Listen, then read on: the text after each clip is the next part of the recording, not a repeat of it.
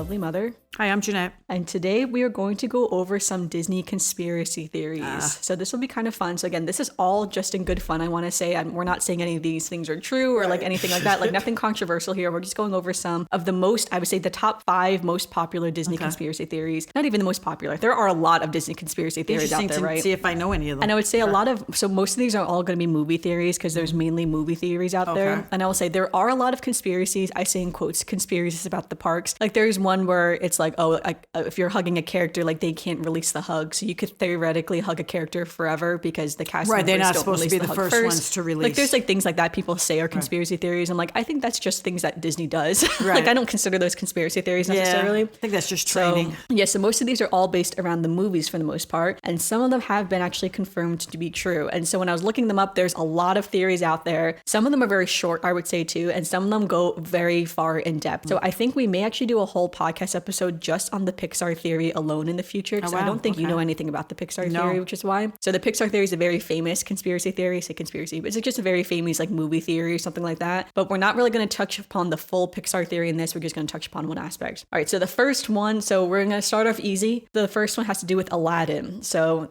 in the beginning of the Aladdin movie, the movie opens with the peddler. So it's kind of like the man selling the stuff at the bazaar. And he's trying to get you to buy his stuff. And the camera's actively like moving away, which I think is so funny. It's like as if you're like not interested in this dude trying to sell your stuff. And the peddler knows a lot about the lamp and he's drawing you in about the lamp. And he says like, I will tell you a story about the lamp. And then Aladdin, like the actual movie begins. And the main theory is that that the peddler is the genie essentially. And so this is, so for instance, the peddler and the genie, they're both wearing the little red sash around their waist. The peddler's shirt is the same shade of blue as like the genie's skin color. Okay. And they also both have 4 fingers, which is a big point that people pointed out because everyone else in the movie has 5 fingers. So the peddler and the genie have 4 fingers. And then this was actually confirmed by the directors of Aladdin, that they did confirm that there was a big reveal that the peddler and the genie, or the peddler and the genie were the same character. Trying to get you. Yes, like in the future, like telling you the story of Aladdin. But they said that the big reveal was cut just due to time for the movie itself, so they just cut it out. However, what I think is kind of fun about this theory is that they actually did this in the live action film. So when you watch the live action version of Aladdin, so the movie opens with Genie in his human form and he's on a ship and he's telling these children like a tale because the children are fighting essentially. He's like, let me tell you a tale. And he kind of launches into the story of Aladdin essentially. And in the back of the ship, you see a woman sort of cleaning up. And then at the end of the movie, it kind of all wraps around of how the genie ends up with Dahlia, who Dahlia was one of the handmaidens for Jasmine. And these were their 2 children on the ship that he's telling this whole story to, basically of how him and Dahlia essentially met, if you think about it. So, but also telling the story just of Aladdin and how, how he was basically freed, now he could be, I guess he's a regular human. He's a regular human now. So I guess we're assuming he's just a regular dude now. So I think that's fun that they did that in the live action since it technically didn't officially make it into the original circled cartoon. Around, right. But I do think that's a fun theory. And again, it was actually confirmed. So that is a real thing. Is that because people saw it and noticed it? Yeah, so that they asked the directors and the directors confirmed it. Yeah. Okay. And it's funny too, because when you rewatch the Aladdin, the one from the 1990s, you do notice that it's like that it's like one of the few movies that it opens very unusually in that sense. Like, why is this peddler, this random dude like opening this movie and then you never see him again in the whole movie? Like he just opens the movie and then that's it. And so I think it makes sense that people probably were like, who was that character supposed to be? It was very random. Is he gonna pop up again? Or like looking back, it's like that was very random. But I think also he's sort of like a forgettable character to a certain extent. Like the whole movie has so much going on. To me, he was a forgettable character. Yeah, by the end, you forget that character even opened up the film. When I watched Aladdin, we weren't doing podcasts and you weren't asking me to critique things. Well, now I find that when I watch a Disney movie, I'm actually paying attention to every little detail. For sure. All right, so this next theory, so this one is coming from Reddit. So this is a very popular theory as well, but I found a whole really long Reddit fan page basically that goes into it. So this will be linked in our description as well. Okay. So again, this person didn't come up with a theory. They're just really deep diving into it. So I'm just going to pull elements from this person's as well. So this theory is essentially the idea that Mother Gothel in Tangled is the same person as the evil queen in Snow White. Okay. Yeah, so this is a very popular one that they say that Mother Gothel and the evil queen are essentially the same person. And again, I will have it linked. They go into depth of actually how this could be true. Essentially, it's like how that would be true can we interesting get? Because it kind of floors me that would be. So for instance, some of the main things I would say that comes from this theory is the clothing that Mother Gothel and the evil queen wears. So she is wearing, let me find what it's called. They are both wearing a Blyot style dress. Blyot? I don't know how to pronounce that word. I am so sorry. But it's a Blyot style dress. Basically, it's a floor length dress with like the really big open sleeves. So if you just think about what Mother Gothel is wearing, what the evil queen is wearing, their style of dress is very very sleeves, similar. okay. So when you look at the rest of their world, no one else is really wearing styles of clothing similar to them. And it's kind of hinting at the fact that the Evil Queen and Mother Gothel are aged in that sense. Maybe because I watched too many Disney movies, but I thought that was just a typical type of dress that a lot of royals wore with the sleeves. So it's not, because even when you see Rapunzel's parents in the movie, her mother is wearing a different style of dress than what Mother Gothel is wearing. Okay. So for instance, this style of dress was very popular so that style of dress is believed to have been popular around the 11 to 1200s, and Snow White is believed to be taking place in southern Germany around between 11 to 1300. So it makes sense for when the Evil Queen Mother Gothel was born. I guess I'll just call her Mother Gothel because that's easier for me. Right. When she was born, that was the style of dress, and that's what she just continued to wear basically throughout the years. Now, this person theorizes the idea of what the Philosopher's Stone is. So again, if you think about where did the magic flower come from in Tangled, and so there's a lot of similarities between the magic flower and the Philosopher's Stone and the ideas of it. They're both of like golden color. They both give eternal youth. You both have to continue using the stone or the flower overall. And so people theorize that the idea that the flower is the Philosopher's Stone. It's like Disney's version of the Philosopher's Stone. And so the Evil Queen the Evil Queen Mother Gothel, it's confusing. She basically found again the flower essentially, and that's what she started to use. And again, then she started to keep aging into when Snow White, took place. Again, she was born probably around the 11 or 1200s. Snow White takes place in the 1300s. She marries Snow White's dad in order to gain more power and everything. And then at the end of the original Snow White movie, 1937, she falls from the cliff, and it's believed that she just faked her own death essentially so that she could then leave and then become reborn again, so to speak. It's like what the theory stands. Okay. So the theory stands, so she faked, she came back, she continued using the flower, so to speak. And then Tangled then takes place around the 1500s, we would say overall. Or is that when? Oh, sorry. So Tangled takes place around the 1700s. Around the 1700s, that's when Tangled is supposed to take place. Also, again, in Germany. Although I've heard some people say Tangled doesn't take place in Germany. Some people say it takes place more in Austria or something. I was going to say, I wouldn't consider land. Tangled Germany, but it's still close, I would say, in region, where it's still like that general region, I would say overall. But so then Gothel comes, and then it's basically the same thing that, then Rapunzel's parents took the flower and put it into Rapunzel. So that's why she basically had to become Rapunzel. So again, some of the other similarities that people have pointed out is, again, they're both located in that Germany, Austria area. Both of the island kingdoms sit very close to a mainland where they have that aqueduct style bridge. So if you compare the imagery of the two islands, they look similar. Now, they do not look exactly the same, of course. However, people are like, well, architectural styles have changed throughout the years. So you could assume that by the time we got to Rapunzel's age, they updated the castle. They updated, the lands around it. And I'm like, all right, fair enough. There's a very specific people who go into the architecture of the castle specifically, who compare the architectures. Couldn't it be that just the drawers who were drawing it just used the same... Like inspiration? Inspiration. Well, because they take place in 2 different years. So in my head, if we're believing that this is true, that it's in the same universe and the same timeline, I would just say they just updated the castles throughout the years. Like if we're not saying removing us from it, the audience, so to speak. So then another theory also says as well that, again, it's all supposed to be Corona, which is what the land in Tangled is technically called. So again, if you compare Mother Gothel and the Evil Queen, they both have that obsession with beauty. They both have the jealousy for youth and, that they're becoming older. And they even look very similar too when you compare them. They both have the high arched eyebrows, dark hair, a very severe face. And then when they're older, they both have the crooked nose. They both have green eyes and the hunched stature. Now, you could say that these are very general type things as well. And it's just the way that Disney chose to draw Mother Gothel in the future. But again, just a fun theory overall. I guess you could draw a line between them. And they also have similar daggers, like the daggers that they have. One of the things in Rapunzel that I think is also interesting is that there is actually a poison apple painted on the banister in Rapunzel's tower. And there are a lot of instances where Gothel is standing and you see apples either around her or behind her, either on the walls of painting or in front of her. So there's lots of hints. They tend to do that a lot, her. though. Put little things. So again, I think almost like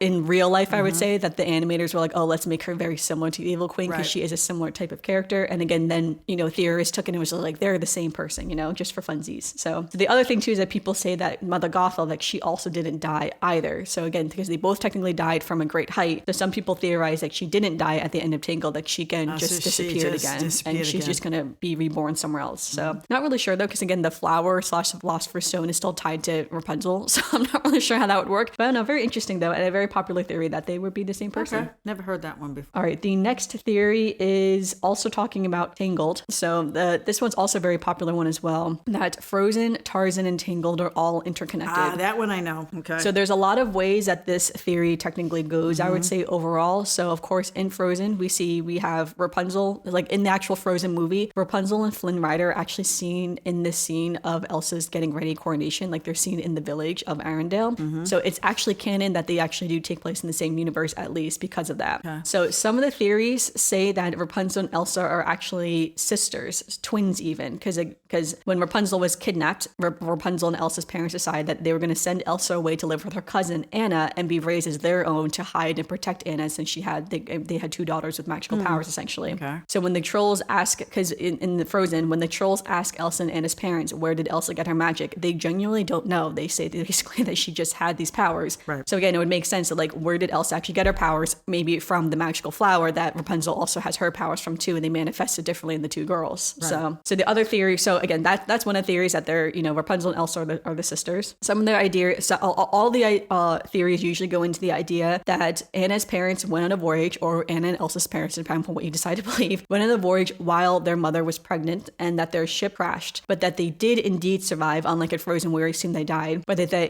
did indeed survive, making it to a faraway jungle land where they gave birth to a baby boy and were later killed by the jungle animals, leading it to be Tarzan. So a lot of theories point to this out as well. Both movies start with a big ship storm, essentially. Tarzan and Frozen both have those big storms. So you have those big shipwrecks where it's possible that the voyage was going This is along. the one I've heard, right? Yeah, and some of the theories that, so again, in this theory, Anna and Tarzan are siblings, and then Rapunzel and Elsa are the twins, and that they're all cousins, whether it be first cousins or second cousins, they're all cousins. Again, some of the other ones would be Elsa and Anna, or like, Tarzan's their younger brother, essentially. Right. And again, all of, like the other theories also suggest too that the shipwreck that took Anna and Elsa's parents were of them going to Rapunzel's parents' wedding, which does make sense too in the timeline if you think about their ages, because Rapunzel comes to Elsa's coronation. We know that's canon because that's in the movie. So it could make sense that they went on that ship to go to her parents' wedding, and then, Rapunzel then is old enough by the time Elsa's getting coronated to then come to her coronation. So that's another one that a lot of people also believe as well. And then the same thing, they were shipwrecked and then had Tarzan in the jungle and then were killed in the jungle. So a lot of theories around that. There are a lot of interesting theories too around Jane and Belle as well. I'm not going to go into that one in this episode, but maybe another one we'll touch upon that. But it's really interesting to see how you can try to interconnect all of these movies essentially if you look hard enough and you keep your mind wide open and you squint real hard. I wouldn't put it past Disney to have them all interconnected. All right, let's go into our fourth theory now. So this is one of the most popular theories as well, and this is all interconnected into the Pixar theory, but this is that Boo from Monsters, Inc. is the elderly witch in Brave. So this is a very in-depth theory from that connects Monsters, Inc., The Incredibles, and actually Toy Story 3 as well. Oh, wow. So when Sully leaves Boo is believed to be about 3 years old in the time of Monsters, Inc. Boo is, of course, saddened by, and again, this theory branches out into a lot of different theories, so we're going to try to cover all of them here, but again, I may be missing a few because there's a lot of different ways you can interpret it. Boo, of course, is saddened by Sully's departure, but she always remembers her friend from the past. And again, Boo saw that Sully came through her closet door, right? So it was always through the door, and that's how she traveled back and forth between the world that she lived in and Monstropolis, essentially. So Sully leaves, she's very sad. In Toy Story 3, Boo actually has a cameo in Toy Story 3 where you see her in the daycare holding a blue cat, or should we say kitty, and that is what she called Sully. She called Sully Kitty, and she's holding a blue cat. So showing that Boo still remembers who Sully is, even as she's getting a little bit older into the future. Okay. So now part of this theory goes into the idea that Boo is actually Violet in The Incredibles, and there's very interesting things with that this one comes in. I feel like I don't buy into The Incredibles one as much, mainly because when Jack Jack is a baby in The Incredibles, and he shows his powers at a very young age, it's possible maybe that Boo's powers just didn't materialize until she was a little bit older. But we also know too that Boo's name is Mary in Monsters, Inc. You can see it on one of her little drawings in her bedroom that it says Mary, so it's assumed her name is Mary. But some think that her name could have changed when her powers were discovered to become Violet, for instance, like as a nickname almost. So for instance, like Dash's name, like his name might have not been Dash, but then they found out he was really fast, so Dash became his nickname essentially. Okay. So Violet could be a nickname based on the fact that she,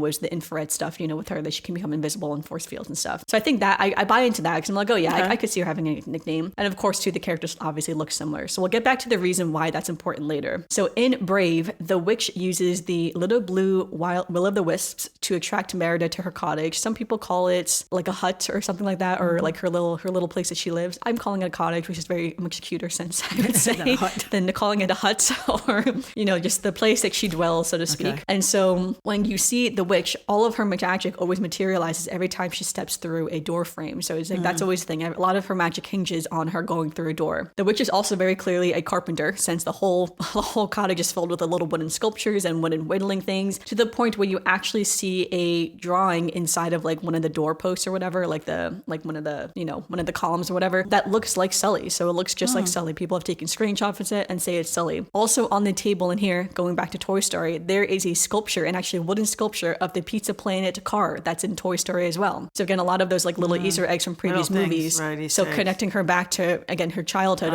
of in Toy Story land of when she was at Pizza Planet or something like that. So I think those two things are like my favorite little things in Brave in that. And if we believe Boo is also Violet, then it can explain that after Merida leaves the little cottage, she turns around and the cottage is gone, right? So Merida's like, what even happened to the cottage? But Merida didn't actually go back to like touch the grass and be like, what happened to the cottage? She just leaves and goes about her day, essentially. So it's believed that Boo is Violet, then again, her powers would have manifested and she can just make the whole area invisible, essentially. So again, I'm not sure if I buy into the whole Violet thing, but I thought that was interesting at least. So again, so how did Boo time travel to the age of Brave? Because it's believed that Brave is, in the Pixar theory, Brave is supposed to be like the first movie, so to speak, like way back when in the past overall, unless you count like The Great Before, but it's supposed to be way back in the past. So how did Boo get all the way back there? So it's suggested that in Monsters Inc., this is like another theory that just goes into Monsters Inc. So some believe that Monsters Inc. is a parallel world to ours, that the monsters were cast out of our world into another world, which technically is canon because the directors did say that the monsters used to live with the humans and then they had to leave. But this theory essentially says that Monsters Inc. actually takes place in the far, far future instead, and that when they step through the doors, they're actually traveling back into the past to collect the screams or laughter from the human world in the future.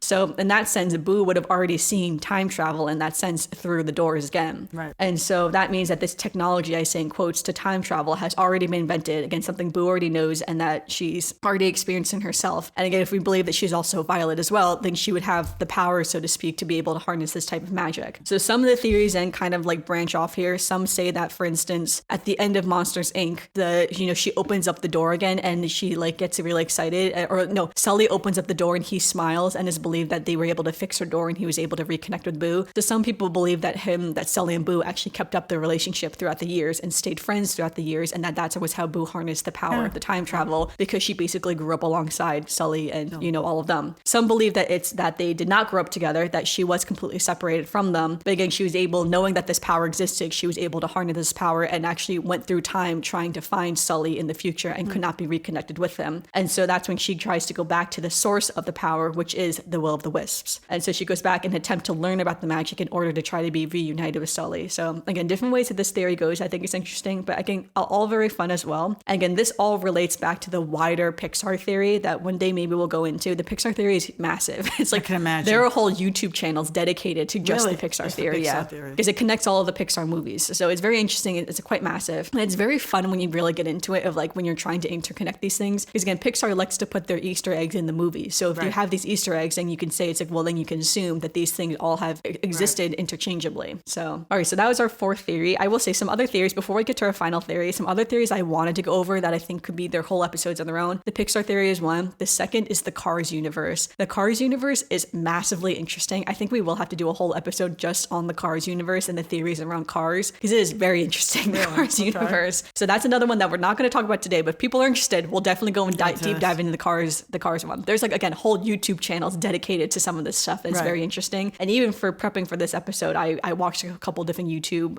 channels trying to pick like my 5 favorite essentially. But all right, so this is the one that is the most popular conspiracy theory. The reason why this episode is even coming about, because we talked about it in a previous episode, but is the idea that Frozen the movie was created to cover up that Walt Disney's frozen head was buried beneath the park. So this is the massively most popular one, that Walt Disney's frozen body is buried beneath the Disneyland park. So the original theory is that when Walt passed away in 1966, his body was frozen and was stored for a possibility to be brought back into the future. And most people believe his body was frozen and it's stored underneath the Sleeping Beauty castle in Disneyland. Some people say it was stored underneath the Pirates of the Caribbean land instead, but again, I'm not really sure. So now what's interesting is that the first cryogenic freezing of a human was that of James Bedford in 1967. So Disney actually only passed away 1 year before the first person was cryogenically frozen. And as of 2014, remains from about 250 bodies have been cryopreserved in the United States, and that over 1,500 people have made arrangements for a cryopreservation of theirs. So again, 2014, that statistic is like over 10 years old at this point, but kind of interesting that people have decided to freeze their bodies. Yeah. In 1972, Walt's daughter, Diane, did publicly denounce this idea that her dad was frozen. So she said, my dad is not frozen. She literally said those words, that he was not cryogenically frozen. And a lot of people believe the speculation that he was frozen came from the idea, one, that Walt's funeral was very private after he passed away. away, it was really only close family and friends. So really no one came to his funeral is like what people were saying. And that Walt was also very quickly cremated. And so people are saying like, what is he actually cremated? Was he not? I like to think he probably was. And his ashes were interred at the Forest Lawn Memorial Park in Glendale, California. So that's what's public information, I should say. So again, this theory then goes back to the fact that Disney, the company Disney, was getting kind of tired of people saying that Walt was frozen beneath the park. So then they chose to title the movie Frozen, so that when you Google Frozen Disney, all you see is Frozen. I think I heard that before. Yeah. Yes. So now all you see is the movie Frozen, and to find the information, the deep dives on if Walt Disney is cryogenically frozen, take you to it takes a long time to find. Like you got to really be searching for that. Yes. Okay. I could see that. Okay. Yeah. So I think that theory is really fun in that sense, Yes. and I think it's interesting too in a sense because if you think about Frozen could have had a lot of different names, right? It's like the fact that it was called Frozen. It's like sure, Arendelle was in a deep winter, but the city itself wasn't technically frozen. No. And even so, it's like I feel like if you think of Elsa's powers, I would not consider her powers to be frozen powers. She has ice powers, and yes, ice is freezing. Yeah, there could have been other names. So there's lots of different names that they could have technically gone with at the time, but of course Frozen was the one, because it was just conveniently that if you Google Disney Frozen, and of course now Frozen ended up becoming one of their largest movies. Even to this day, over 10 years later, Frozen is one of the most popular Disney movies. Elsa and Anna are two of the most beloved Disney characters as well. So I don't know if Disney necessarily planned that to happen. I think it just happened to be a coincidence that Frozen took off. That one is the biggest one, right? But I think it definitely helped the fact that now when you Google Disney Frozen, that it's harder, I should say. You can still find stuff out there. Of course, I found stuff. But yeah, again, just a fun theory, of course. I don't actually necessarily believe that his body's cryogenically frozen anywhere or anything like that. What I think is amazing is that this all started from the very first movie, where, like I said, where they put those Easter eggs in going forward that makes people want to go further and see to rewatch and theorize and like have fun with it. And I think that's the fun thing too, is like from an audience perspective as well, like a fan perspective, that you can go back into these things, and then like animators will put things in just for themselves for funsies, and then when you go into it, you're like like the deep fans are going to appreciate that stuff. Like you and can it keeps people interested level. as opposed to just seeing the movie and saying, okay, it's really cute, it's animated, it's whatever. Connecting them all and having all these little Easter eggs in, because then when people, like you said, older people and people who are interested in all of that are watching the movie again to see all the little details that are going through. It is so interesting. Again, the Pixar theory is one of the most famous theories. Again, whole YouTube channels dedicated to it. It's very fun. I think we'll do a whole episode just on the Pixar theory and one just on the Cars universe as well. I don't know anything about the Cars universe. Okay. Cars is there's a lot of interesting theories about Cars. Like one of the theories about Cars, a little bonus theory here, is that people were like, well, what happened to the humans? Because when you look at the cars still have door handles on them, right? So it's just like, well, that implies that at one point or another, someone was opening up the door. Okay. So that is very interesting when you think about that. So one of the theories is the theory that one is that people became the cars, that it's like something happened and like that's like a person was once the car. Because for instance, all the cars have different accents. So people are like, how did the cars get different accents? And it's believed that it's like if it was the person, whatever accent the person had. Well, right. They all have different personalities and accents and different things that, One of the things the Cars universe has never touched on is like, not to get too biological, but like reproductive, systems. You never see a baby car, right? All the cars are fully grown. So again, even in the first Cars movie, the whole idea of like the rusting cars, like the cars can die, but it's like what cars are actually being born. You don't really see that at all in the movie as well. I have to start paying more attention when I go to the movies. And I think in that sense too, if we believe that the cars were once human and they turned into cars, it makes sense in that sense because there's the Pope car. And to me, that's the funniest thing. On a surface level, that's hilarious that there's a Pope car, right? But if you deep dive, that means the Cars universe has religion in it. Right. So then it's believed that these cars are religious. How did religion come? Where was the Jesus car way back when? So, but then I've only seen the first Cars, and when I saw it, I did not think of any of this stuff. Yeah, so then if you believe that, then it's like, then it makes sense if they were once human, so to speak, because then the Pope just stayed as the Pope, so to speak. So it's very interesting, when you deep dive into the car, and there's way more into the Cars. That's just like a surface level of like what happened to the cars and stuff like that. But I know, I just think it's really fun. I think conspiracy theories on anything is interesting. Yeah. And you always, when you hear it, you say, got to get more into that. Because it does. It piques your imagination. It piques your interest. Like I said, I have to start paying more attention to the Disney movies. Right? But that was just our theories just for this episode. Again, I think we'll definitely do more in the future just because it's kind of fun. Again, this is all like lighthearted fun. Nothing too serious here. Just like I learn a lot too while I'm sitting here. Yeah, just for the little hee-hee. But all right, this is normally we're going to some Disney news, but we're actually pre-recording a full month in advance because the week this episode comes out, my mom will actively be in Italy. So she's in Italy right now on vacation. So going to Sorrento. So very exciting. But we do have some Disney birthdays first up on, actually I think they're all, there's one actual Disney birthday on May 9th. It is Kermit the Frog's birthday. Happy birthday to Kermit the Frog. Okay. Then in our personal lives, on May 5th is my cousin Patrick's birthday. On May 7th, it is my cousin Caitlin's or my best friend Caitlin's birthday. On May 8th, it's my cousin Brian's birthday. And on May 11th, it is Mother's Day. So happy Mother's Day, Mom. This is the Mother's Day episode. I'll be back from Sorrento by then. Which is hard because Mother's Day is like on a Sunday. So I guess we could say next week's episode could be the Mother's Day episode. Yes. But I don't know. It's like hard when you do it like, it's like Sunday. It's like, is it going to be Very this busy week or lives. next week? So, but all right, this is where we have our Disney memory. Do you have a Disney memory for today's podcast? Disney memory. Oh, God. No, I don't. Because the memories now, I'm just like, my mind is moving. It's like, okay, I watched all these movies. I've seen only some of these movies once. Some of them I've seen I will a couple say of too, times. most of the movies I only watch one I've only time, seen one. but- So my memory is going to the movie and seeing the movie. Like when we were talking about Cars, I remember going to the movie and seeing the movie. And especially because it was a, boys movie and Luke was coming and whatever. We went to see it. That brings memories of seeing the movies. But other than that, no. Because my mind now is spinning because I'm saying to myself, what do I remember about these movies? And now she's like, what do you mean there was a Jesus car? Yes. Now I have to go back and figure out that. And like I said, I've started now as we go see the movies. I've started, even when we went to see Snow White. Sometimes it's fun just to, because I think these movies are meant to just be enjoyed, right? Yes. But it is fun to analyze but now them a bit, because my mind works just the that way, funsies. I just pay more attention. So when I see them again, I'll have to pay more attention. But no, the memory is just going to see them. I just love going to see Disney movies. They're just fun. They are. I do think they're fun. And I think that's the thing too, that again, they're fun on the surface level, but then they're also fun to deep dive into if you want to deep dive into them. Again, like Mother Gothel and Evil Queen is a very popular one that I see all the time. Even on a surface level, that one makes sense too. Think about it in even the simplest terms is that they do all these Easter eggs and they try to do all this because they know that people are going to catch on and that they're going to start figuring all this out. Think about just the hidden Mickeys. How many people go to the parks now looking for hidden Mickeys? Looking for hidden Mickeys in their own personal lives. I mean, when they thought of that, putting these little Mickey symbols here, there, and everywhere. Yeah, again, it was just like for who fun. knew that it was going to take off the way it did? No, I agree. I got to give them credit. They don't just make a movie. They don't just build a park. They don't just put up a hotel. They put all the detail in there so that it just continually evolves.